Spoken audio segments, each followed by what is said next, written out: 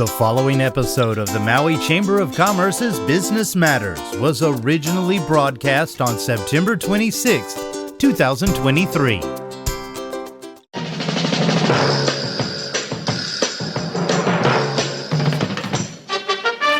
It's time now for Business Matters, brought to you by Mokulele Airlines. Now here's your host, Pam Toompop. Good morning, Pam. Hey, good morning. How is it on Maui today? It is a beautiful day, as always. I'm so glad to hear it.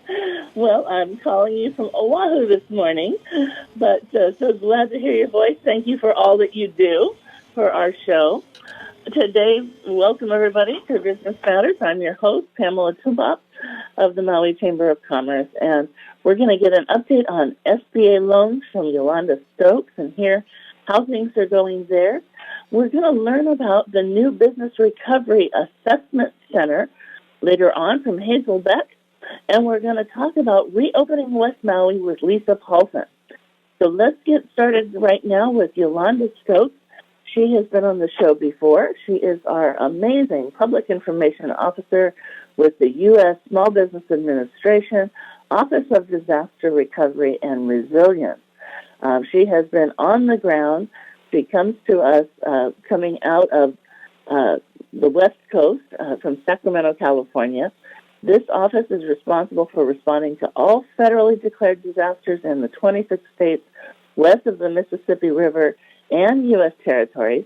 Yolanda joined the SBA in 2005, and she started in loan processing, and she quickly moved up in 3 years to being one of the public information officers in the SBA team. So good morning, Yolanda. How are you this morning? Good morning, Pam. Happy Aloha Tuesday to everyone. Thank you. Yes, happy Aloha Tuesday. Every day is an Aloha day, if we make it Absolutely. one. I love that. Oh, we're so glad to have you with us. Well, I know last time we had you on the show, we were at about $40 million in loans combined. How are we doing right now? We've made many strides since those numbers. I'm happy to report this morning that we have approved more than $81 million to homeowners and renters and another $30 million to our businesses. So that brings us, we're right at $111 million. So we've made some significant strides in approvals, and we hope to continue to process even more loans to help our folks out here.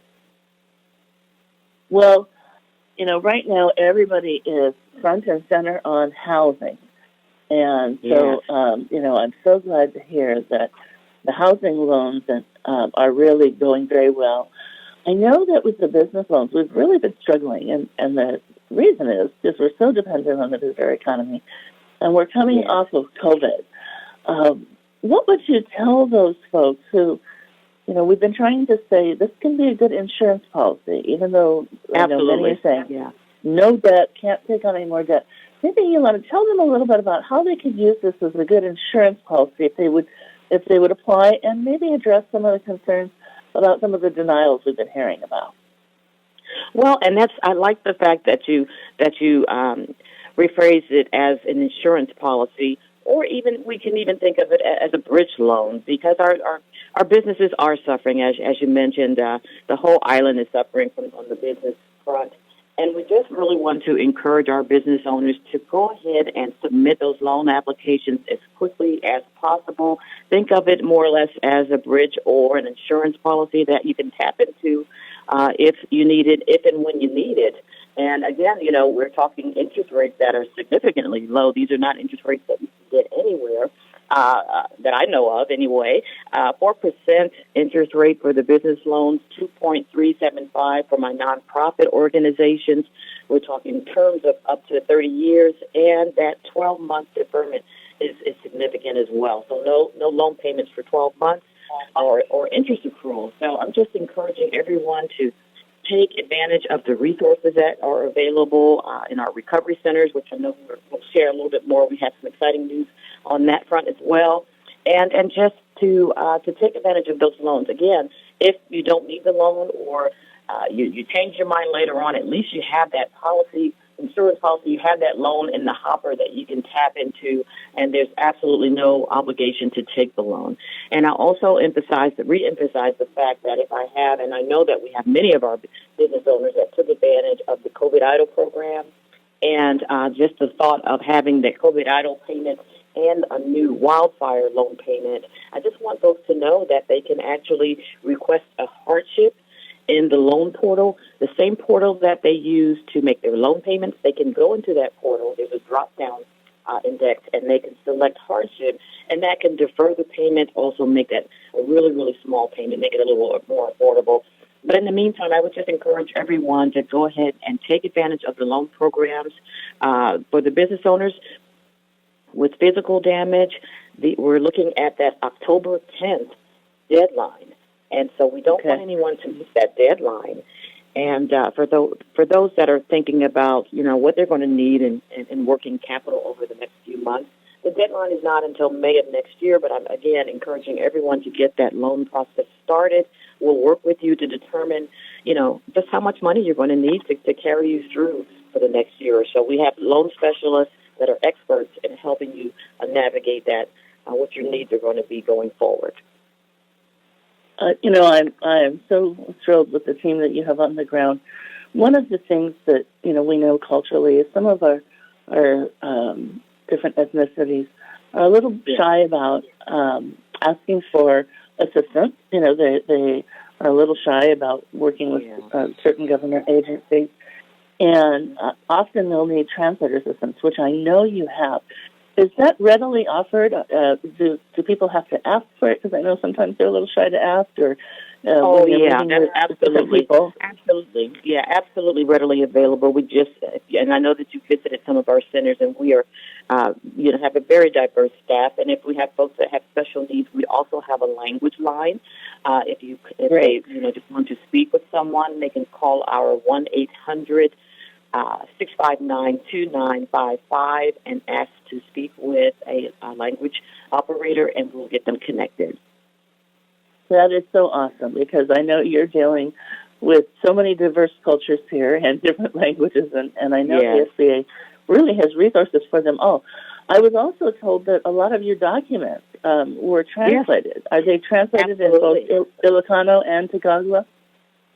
Yes, we do have quite a few translations on most of our documents, so please let me know if you need me to get anything over to you. Happy to do that. But yes, we've translated quite a few of our languages with the help of your, the chambers and locals that have given us insight as to which languages we do need to transfer to make sure that we're serving all of our publics here. That is, really fantastic. And you're out and about. You folks are not just sitting in one place. You are on the road trying to meet people where they're at. Tell everybody a little bit about the different places they can find you. Oh, my goodness. And since we last talked, we have opened quite a few centers. Let me pull up my location listing. I don't want to miss anything. So as we mentioned, we did expand. I think since we last talked, we expanded the federal disaster declaration to include all of Hawaii, as far as the businesses for economic injuries. So with that in mind, we did open up several centers. So we do have a center in Hawaii County, Honolulu County. These are business recovery centers. We also have a business recovery center in Kauai. As we all know, we have several centers in servicing Maui County. So, and one includes that we were kind of excited about, and we had to kind of think outside the box, but they're actually getting a lot of traffic over there in that we've opened what we're calling a portable loan outreach center up in Lahaina, as well as the Lahaina Civic Center. So we're thinking outside of the box. We're trying to meet folks wherever they are, and we have opened up quite a few disaster centers to make sure we're serving the entire community. And yes, you are, and we are so glad to hear it. And I really want to make sure that people are, especially now when the EIDL loan has been opened up for Maui companies, make sure that you get in and apply for this EIDL loan, because we're going to see a lot more traffic. You've got time. The good news is there's time to keep applying. But we want to make sure you're in the queue for those who have really been directly impacted by the fires and those indirectly impacted by the fires. And then you folks were out on the ground this past Saturday. There was a special event at the Lahaina Civic Center for the Maui Filipino community. Tell us a little bit about that. Well, I tell you, it was wonderful to see the families come out, and I had my colleagues and I were out and about, and I want to say at least 2,000 people came through the center. There were just wonderful services being provided, free of charge, and just a really wonderful community event. And I know that we're going to continue to see those types of events, but I know that specific event was put on to address the needs of the Filipino community. And what a wonderful event and a great turnout. And I also believe that it gave folks a lot more confidence in the being with family, being with community, and to see the full access of programs and full suite of programs that were available at the Disaster Recovery Center. Yeah, I think it changed their perception a lot. After they'd been moved into the hotels. Yeah, some of them, they're venturing out a little bit here and there, but to see so many, not only federal agencies, but health and human service agencies, all there for them. It really was such a great blessing and a wonderful feeling. Yeah. Now, Yolanda, tell everybody a little bit more about how can they find out more if you haven't yet filled it out, if you're not clear on the different types of loans. We've got a housing loan, we've got an equipment loan, we've got a business loan for those directly impacted, and then you've got the EIDL loan. Tell people, again, a little bit about some of the differences and the amounts they can go up to and where they can find out more information or apply. Well, we've given them where to apply. You've given them a whole list of ways to apply, but tell them a little bit more about some of the differences. Afterwards.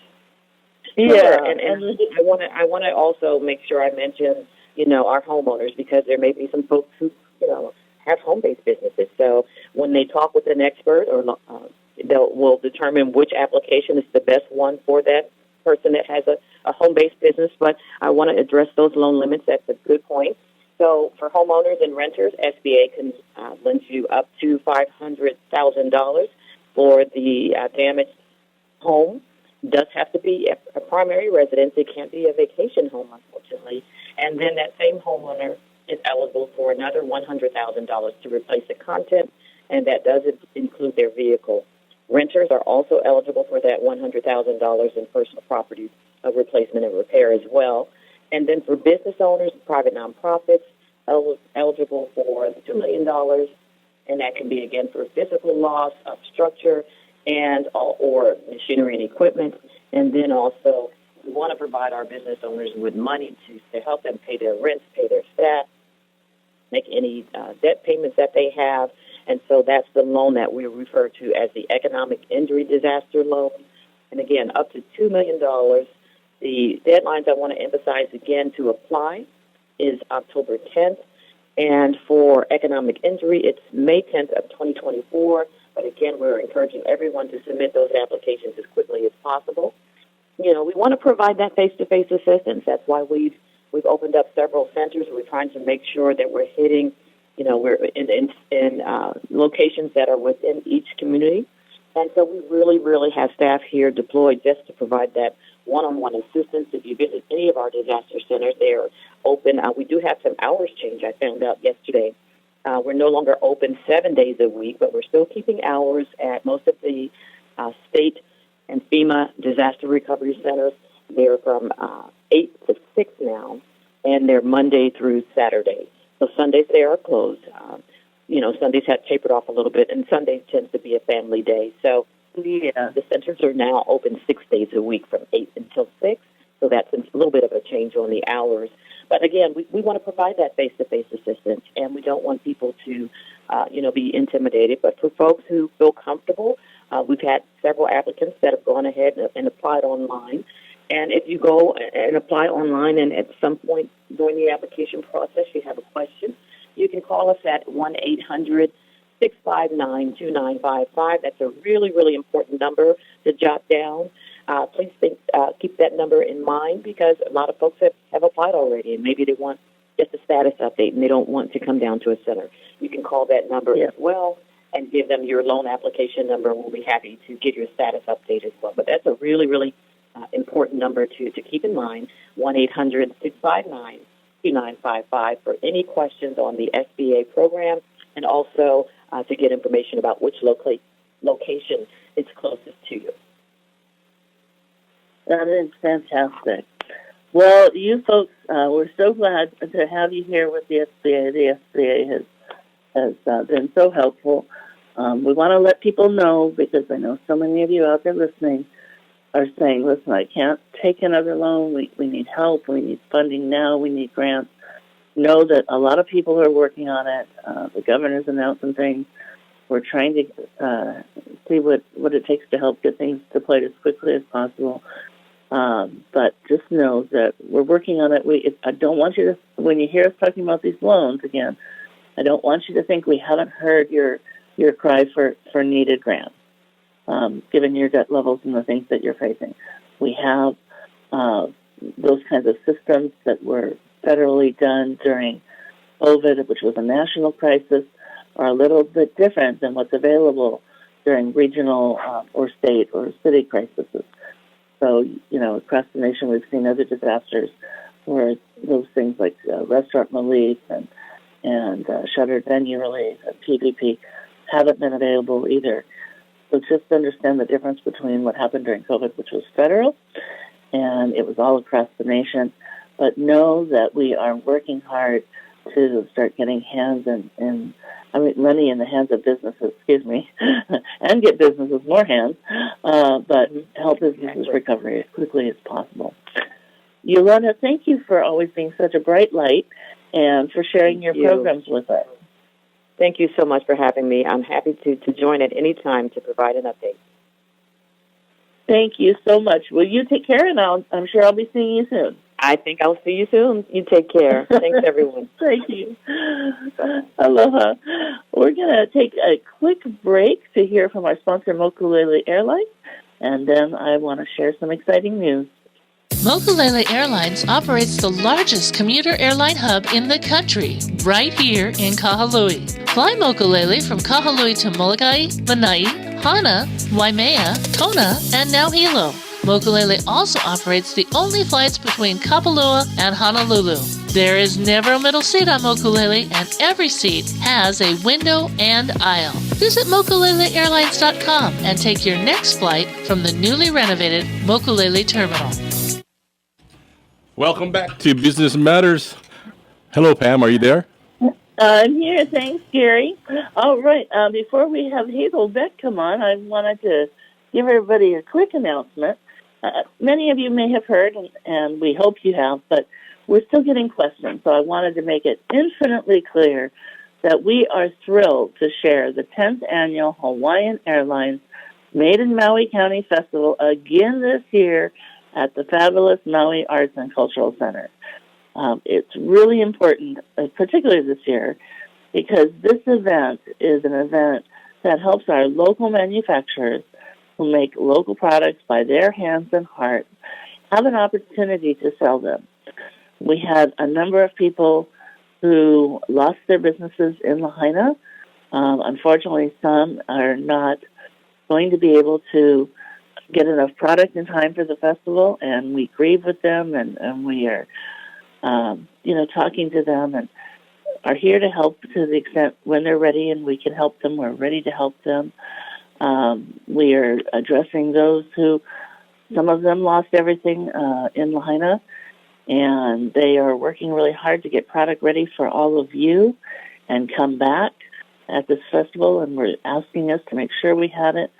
And we had many who weren't in Lahaina, but sold a lot of products in Lahaina.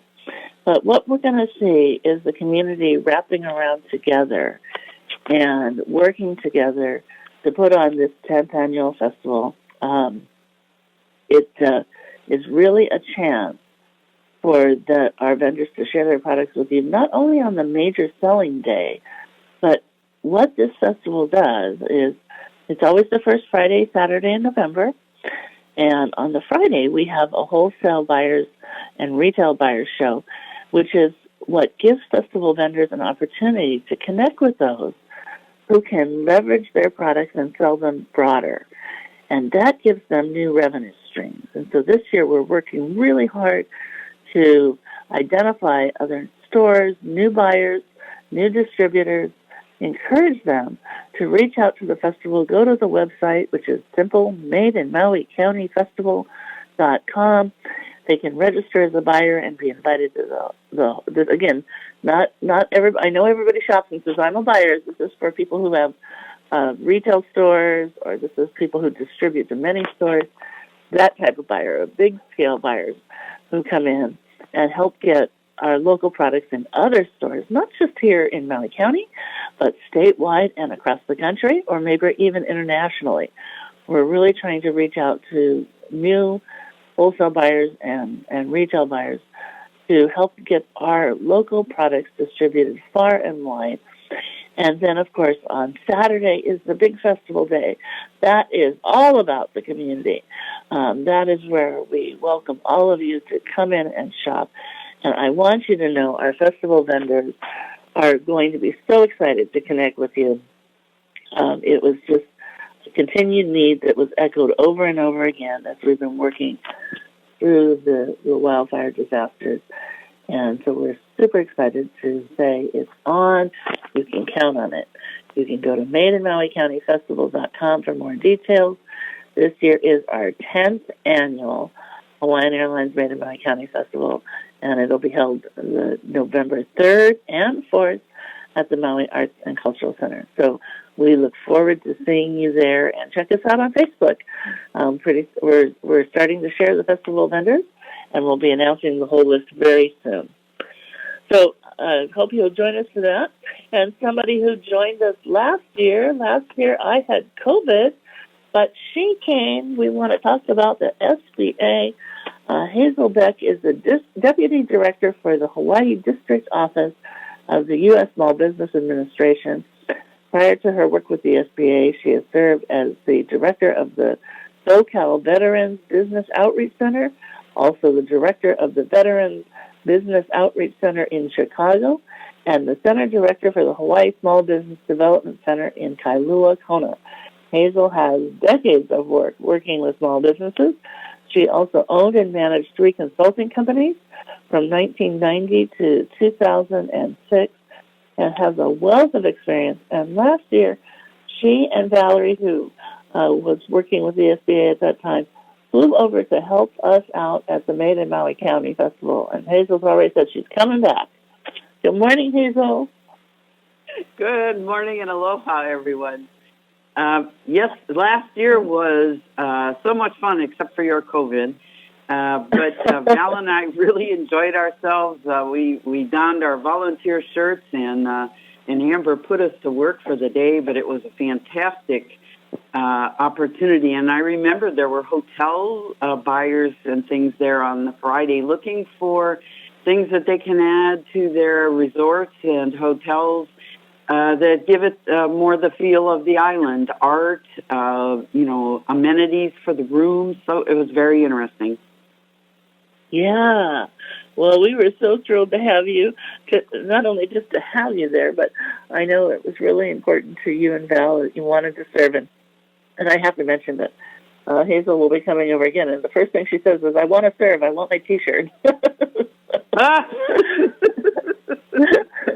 She wants to be in the mix and has a volunteer T-shirt. So you'll see her there. But you always have exciting news, Hazel, and you just opened up the new Business Resource and Assessment Center in Kihei. Tell us about this center and what organizations have a presence there and what you folks are doing with this. Yes, so the SBA on Friday at 9 o'clock in the morning was able to open up a pilot concept for a Business Resource and Assessment Center. So normally when a disaster occurs, FEMA sets up shop with disaster recovery centers, and then the SBA sets up shop with business recovery centers. And both of these places are places where you can go. Declarations will be made for specific geographical areas, and you can go and then find out what kind of aid might be available to you in terms of being a homeowner or a renter or a physical loss or an economic injury. So there are loans and some assistance for all of those things.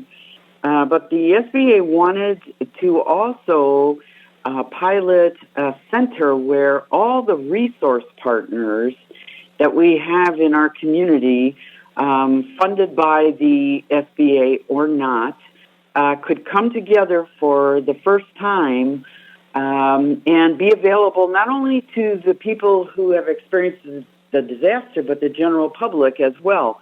So normally you're seeking out these resource partners individually. Well, at the they call it a BRAC because they have to give it an acronym. But at the BRAC, we have everyone in one place, and it's concierge style, meaning it's not a triage center. It's not a place where you have a lot of paperwork or anything to do. So you're going to be greeted by a concierge who will just take your name, your business name, your contact information, so your phone number, your email, and then they will escort you around the room. There are all the tables for the different resource partners set up with their materials on the tables. It looks very much like a trade show. And so who do we have in the room? Well, we have a table for us at the SBA. We also have the Hawaii Small Business Development Center that's actually based in the Maui Research Tech Center where this BRAC is. So that's Wayne Wong and his team. We also have a table for the Veteran Business Outreach Center of the Pacific, and they are going to be down there as well. That's the VBOC. I'll be putting up a table tomorrow for SCORE. SCORE will be down. SCORE was at the Filipino resource fair on Saturday, so they're going to be back, and they're going to be Wednesday and Thursday. Also, there's a table, a shared table for the Mink Center for Business and Leadership, the Women's Business Center. Operation Hope, based in Atlanta, also has a table there, and they provide financial literacy for all. And then, of course, the SBA is sharing its table with this organization called the Maui Chamber of Commerce. Where we will have some flyers on upcoming events. Yes. Yes. So sad. I didn't get there for the opening, but I know that it was a spectacular morning, and you got nationally recognized. Yes, it was lovely. They posted a picture of a couple of us in the center on the SBA Daily, which is the daily newsletter that goes out across the United States. So it was really exciting for us. So the center will be operational Monday through Friday. And again, it's not just for people impacted by the disaster. It's for the general public as well. And the hours for Monday through Friday are 8 to 5 p.m., 8 a.m. to 5 p.m., and there are also some limited hours on Saturdays, so if you can't make it down during the week, we'll be there from 10 a.m. to 2 p.m. Now, one thing that everybody should know is that all those resource partners will have a presence in that room in terms of a table, some banners, and their materials. They may or may not be present physically there. So the whole concept of this is the one-stop shop for any kind of business assistance that you need. Pick up the brochures, pick up business cards, pick up a resource guide, and then contact those individual resource partners that you're interested in working with. And you can work with multiple resource partners at a time. Absolutely. And each offers, sometimes we'll see a little bit of overlap in services, and that's a great thing, too, because there's such great need. But each of us offers something different or different at different times so that you have a plethora of resources to choose from. Yes. For instance, the Women's Business Center is specifically geared towards helping women with the particular problems that they may encounter starting a business. They accept federal funding, so they also help men as well. The Veteran Business Outreach Center, all things military and veterans, so transitioning service members, veterans out in the community, and their family members who are interested in starting a business. And, people can come in with an idea They can come in looking for a plan to relaunch their business, or if they're looking to expand their business or do international trade, all those things, you can find resources for them. Wow, that is really spectacular. And it's interesting.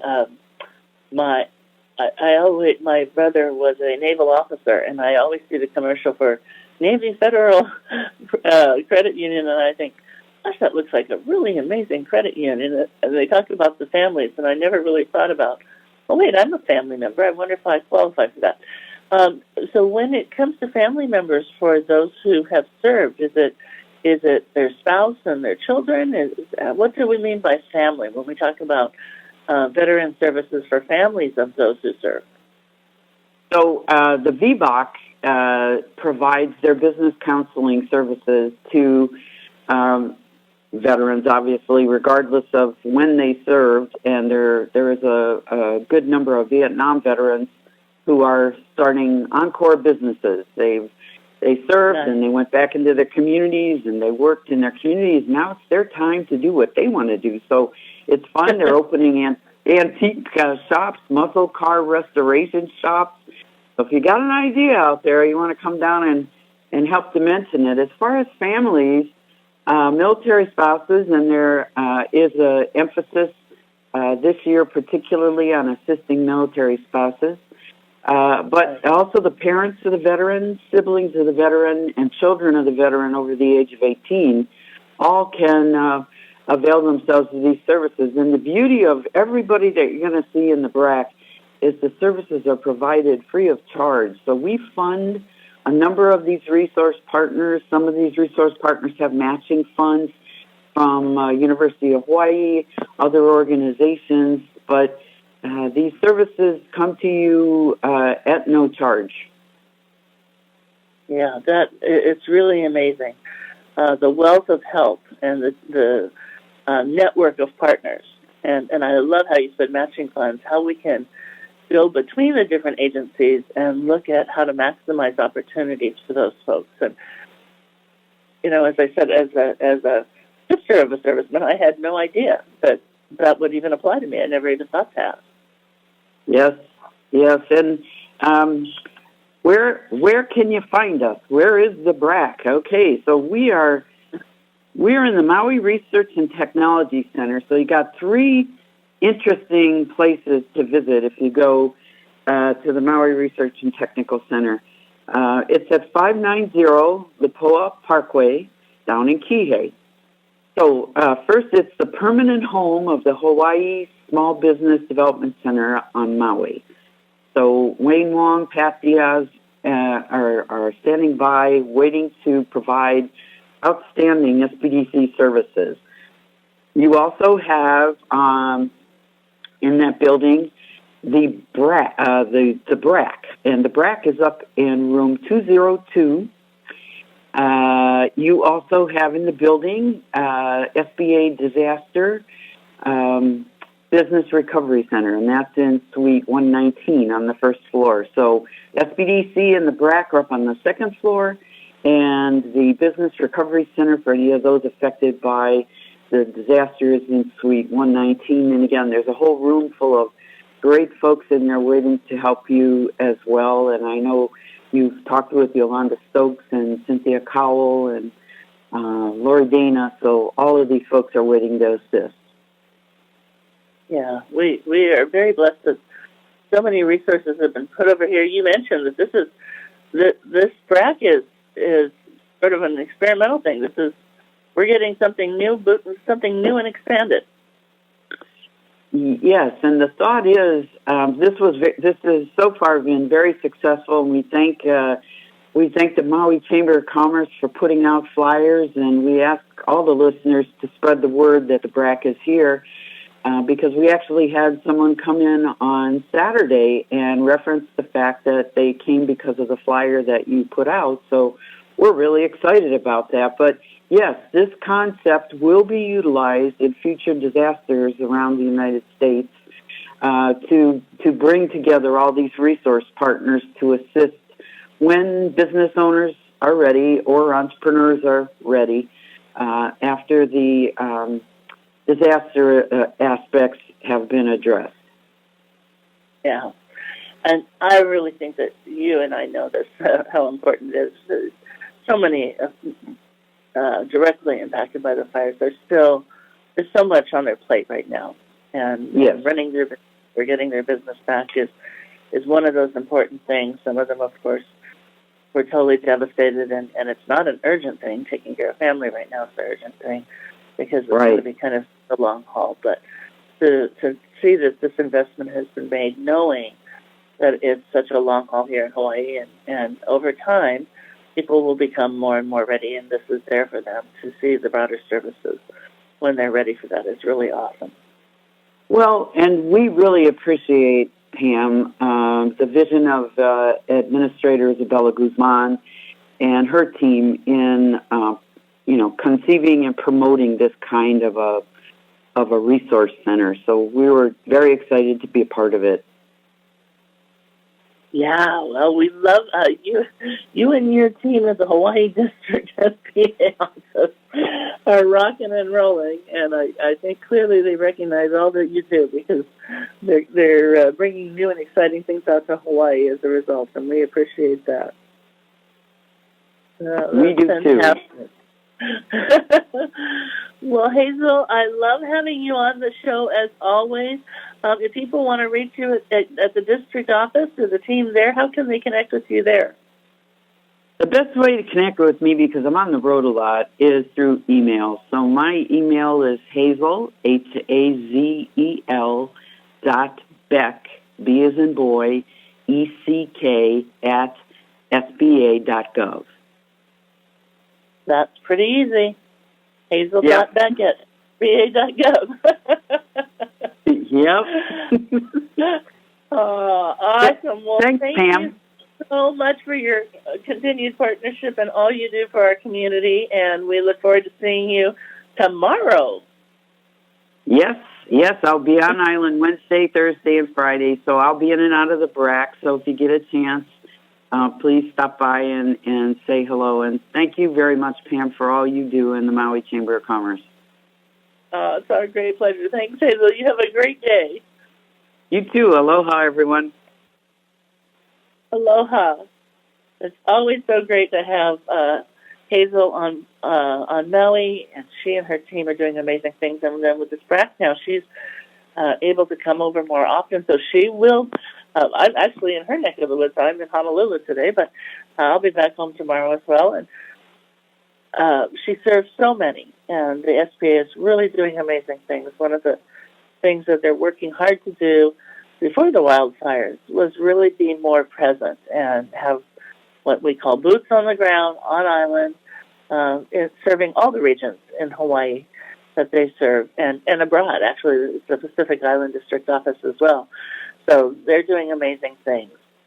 And another person who is been doing some amazing things has been on the front lines with the EOC and has been working very closely with the membership, with the Maui Hotel and Lodging Association, is Lisa Paulson. Lisa is the Executive Director of the Maui Hotel and Lodging Association, which provides government and community relations for the Maui County visitor industry. And she has held this position since 2012. She is also a registered lobbyist for the county and state. And she is a 29-year resident and resides in Paia with her family. She has, been just a blessing to this community, working with the hotels, working through the disaster very early on with the Emergency Operations Center. And is here with us to talk to us a little bit about what reopening day looks like on October 8th. Lisa, good morning. Are you with us? I am. Good morning, Pam. So great to have you on the show. How are you today? I am great. I hope you are as well. I am. I'm in Honolulu, but I don't know what the gorgeous weather looks like. Hopefully it's gorgeous on Maui. It is. We are blessed with rains here on the North Shore, so I'm very happy about that. Yes, rain sounds very good to us all. So I am thrilled to hear that too. So you have had a lot on your plate throughout all of the wildfires, and I mean even before the wildfires, you had a lot on your plate as we were really pivoting and looking at new ways to host visitors and have different experiences and work with the GMAP process and of course now we've seen the tragedy in Lahaina, and you've been at the EOC from the very beginning, helping to get us through that. So now as we look to October 8th, talk to us a little bit about what reopening looks like, what with housing those who were displaced and many of the hotels even housing homeless and bringing some people in with their pets. How do we prepare, and what does that look like? Yeah, so a lot of people, don't realize that we have almost 21,000 vacation units on the in the county as a whole. There was a little bit of uncertainty, right, for a lot of people that are housed in the hotels that they may be, further displaced, but that's not going to happen. Those that are currently in hotels, there are extended opportunities being worked on with FEMA and Red Cross. FEMA is actually doing a call to action for vacation properties to try to get some of our displaced residents into condos and homes that have kitchens and laundry facilities, something that is way more comfortable, for day-to-day living. And, as far as the reopening date, it's not going to be like it was when we reopened for, the pandemic. I don't see there being much difference from October 7th and October 8th and October 9th. Our arrivals are very low, and we have decreased airlift. We've lost quite a few flights and quite a few seats, and our passenger volume has dropped about 50% to what it was this time last year. Mm-hmm. So it's, for me, I'm just happy that we can keep the economic engine going for, to keep people employed and to keep our agriculture, able to share their delicious fruits and vegetables, and our fishermen to be able to share the fruits of their labor.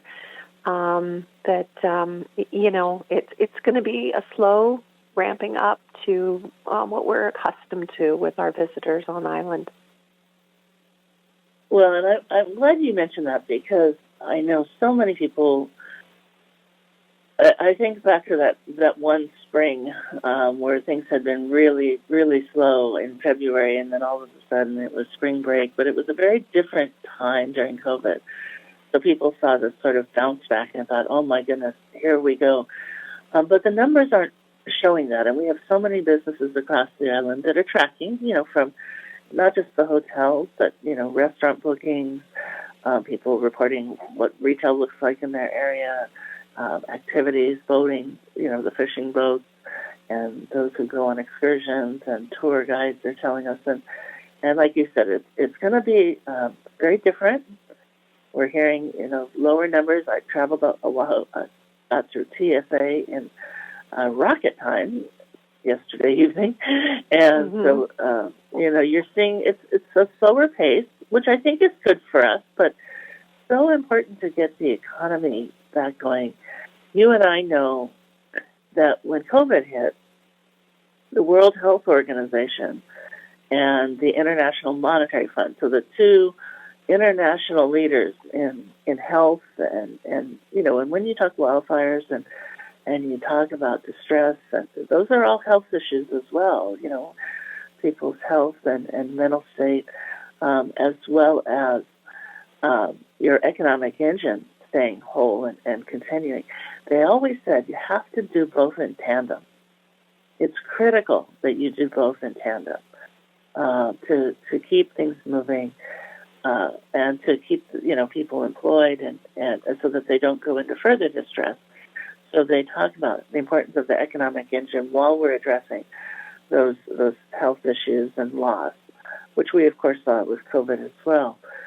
So you folks have really been on the front line of a lot of that as you've been taking in displaced workers who not only displaced workers for many of your employees were displaced, but taking in the displaced community who had such great losses and are struggling with so many things, from the loss of their home to their business. How has that been? And I've just heard so many phenomenal stories of the care that has been provided by the hotels to help families out. Yeah. It, and that's what we hope to have more of those stories coming out versus the misinformation, because there are beautiful things happening.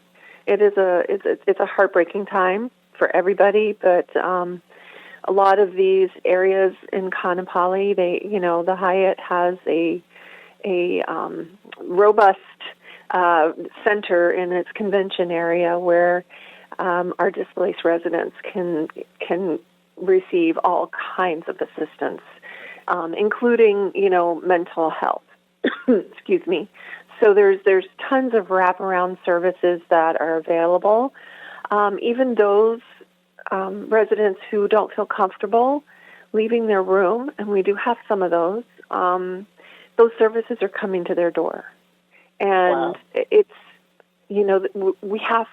that's what I love about Maui, is just we come together during these disasters, and collectively we care for one another. And I am just seeing it, and I'm so touched by everything that's being done on the ground, and just the just amazing wealth of resources that are being provided for people. So I do encourage everybody to make sure they take advantage of those. But I also say to the community as a whole that kindness will prevail, and we all need to take care of one another right now. Absolutely. And, we are known for our aloha spirit. We share it with others, and we've been sharing it in our community. And I want to encourage people, please share it also online. Sometimes some of the messages that go out are very attacking, and, this is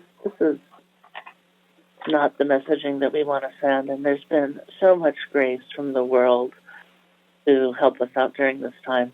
For all those who love Maui near and far, this is a time to embrace that and wrap our arms around those who are really suffering, and help get our entire community whole. Everybody's come together to rally, and we will continue to protect and take care of Lahaina. But we also need to make sure that we don't lose so many of our residents. And I personally know of several people who, are highly challenged with loss, either directly impacted or indirectly impacted by the fire, and who have not only home and business loss, or just business loss. So we're trying to keep everybody whole, and I think that kindness and aloha sure go a long way. I know, Lisa, you've been seeing some positive, again, not flooding, not huge numbers, but I know that you're saying that we are starting to see some changes in visitor numbers. And everybody's kind of wondering, well, what does that look like over the next few months, and what does it look like in holiday season, where we typically, that's a time that shores many businesses up? Yeah, so our occupancy is still fairly low. It's hovering around 30% on average. We do have our timeshares where some of our owners are coming back, and taking advantage of their unit that they own, and holidays will likely be back to some bigger numbers in occupancy, because we do have our repeat visitor that loves to come here for the holidays, and we're very hopeful, and it looks good that a lot of those repeat visitors will be coming back. And And I'm glad you mentioned the timeshares too, because again, sometimes we think of them as visitors, but we don't think of them sometimes as owners. And understanding that they made an investment so that it is like their part-time home. It's maybe just a little more fractionalized than other part-time homes. And they tend to be very generous towards the community as well. Yeah. They have established foundations, and they, support scholarships and schools, and they do a lot for environmental efforts. So, they, for me, they're also, part-time residents is the way I look at them. Yeah, absolutely. Me too. And one of the things again with all of this, we know about all the housing of those who are displaced, and so many things that the hotels have done to help make sure people are fed and taken care of, and have access to resources right nearby. But also, if you can just kind of take a minute to talk about, what is the industry continuing to do in the wake of this wildfire disaster? Well, right now we're working with the government and making sure that we can take care of those that are displaced. But we are also, closely watching and working with FEMA. Like I said earlier, they put out a kind of a call to action yesterday, and it's being widely shared, and it's asking for rental properties to step forward and work with them to provide temporary disaster housing. And they are asking for them to provide it for the next 18 months. So that's something we're seeing as a positive shift, and we're hoping that, some of our vacation rental units will favorably look at this and consider it. But again, that's something that we're, working on in conjunction with the governor's office. And okay, Pam, we're down to less than 1 minute. All right. Well, Lisa, thank you so much for joining us, and thank you for all you do. And we are hoping to see more of these vacation rental units open up, because they have the bedrooms and the cooking facilities and the things that will make our residents' lives more comfortable. We just want to thank all of you. Thank you. Thank you. And to all our listeners, we hope you'll join us next Tuesday. It goes pretty quick each week. But thank you for joining us today for Business Matters.